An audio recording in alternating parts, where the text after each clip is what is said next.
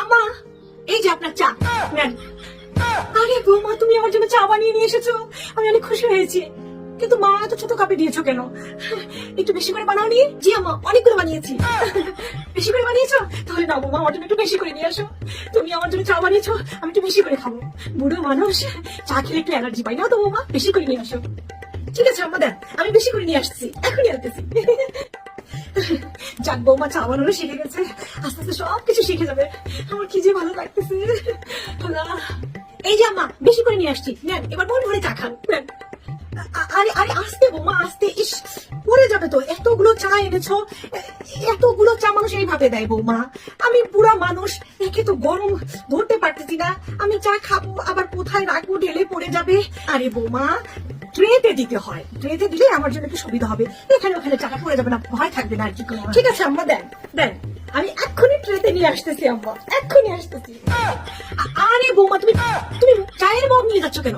ট্রেটা নিয়ে আসলেই তো আমি ট্রের উপরে মগটা রেখে খেতে পারি চাটা। উফ, পাগলি একটা। বয়স কম তো, বুদ্ধিশুদ্ধি কম আছে।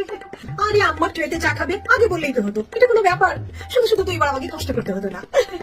এই তো আমি আমার জন্য এখন ট্রেতে করে চা নিয়ে যাবো। যে আমার অনেক খুশি হয়ে যাবে। আম্মা, এই যে আপনার চা, একদম ট্রেতে করে নিয়ে এসেছি। ঢালার সাথে সাথে ঠান্ডা হয়ে গেছে, গরমে খেতে আপনার আর একটু কষ্ট হবে না। না না, চা খান।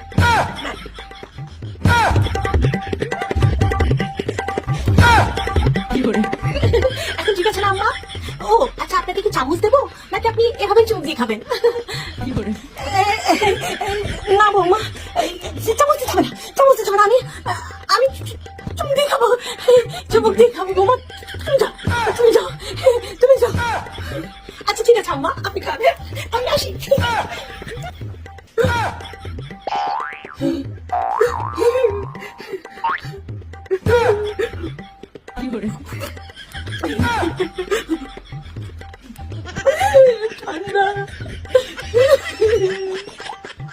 আল্লাহ, কি নমুনা আমার ঘরে পাঠাই দিয়েছে।